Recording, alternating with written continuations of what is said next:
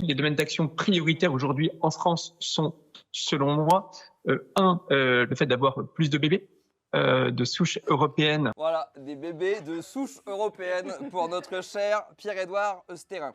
Première question qui nous vient tous. Les bébés de souche européenne, c'est qui, hein?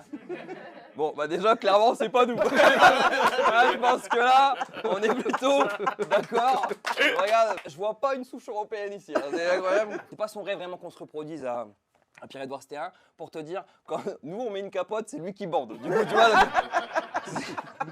c'est pas normal. Pierre-Édouard, il veut que des blancs partout, tout le temps. Et il est très catholique, tu sais, c'est le pire des catholiques en fait. Parce que ça veut dire que si Jésus revenait, il te le foutrait dans la charter.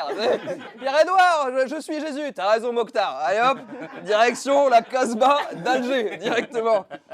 Bon, on va quand même faire sa petite présentation à ce bon vieux PES. Alors PES, qui est-il? Alors globalement, comme vous avez vu, c'est un type qui a une dégaine de comptable hein, et qui a fait une école de commerce à Lyon. Et comme la ville l'indique, surprise, non, il a des idées pas très jojo.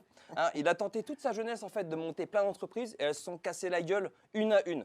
Et un jour, coup de chance du destin, bon, ça s'écrit coup de chance du destin, mais ça se prononce papa maman m'ont filé 5000 balles.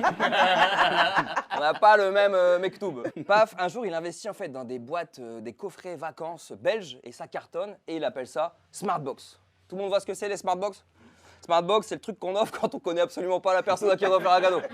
Pierre-Édouard Sthérin investit également dans des médias en ligne. Vous saviez ça? Il investit dans Le Crayon, hein, Le Crayon, pour écrire du coup des articles d'extrême droite, ce crayon, et Cerfla notamment, afin de partir, comme il l'appelle, en croisade numérique et d'évangéliser les jeunes sur les réseaux sociaux. C'est moi qui dis jeunes encore? Évangéliser les jeunes, donc de façon subtile, c'est dans l'air du temps, grâce à l'effet de simple exposition, un concept de sociologie exprimé pour la première fois par Robert Zajonc. Voilà, c'est un concept qui stipule qu'on finit par aimer ce qu'on voit fréquemment. Et du coup, on vote pour lui. Et c'est une stratégie bien rodée, hein, donc, parce que Bolloré, il fait pareil. En fait, il se sert de tous ses médias, on l'a vu avec Hanouna, avec Europe 1, pour essayer de faire grandir l'extrême droite. Donc en fait, il y a plusieurs milliardaires là qui posent leur pion sur l'échiquier qu'est la France. Si la France est un échiquier, bah, les Blancs, ils auraient 3, 4 dames, et nous, on aurait... nous, on aurait Histoire Crépue et Radio Nova, quoi. Et Radio Nova. C'est ça, mes cavaliers?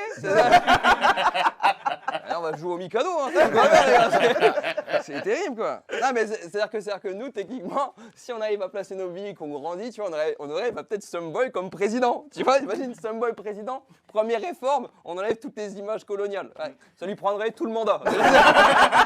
On ferait que dalle, frérot. C'est terrible, quoi.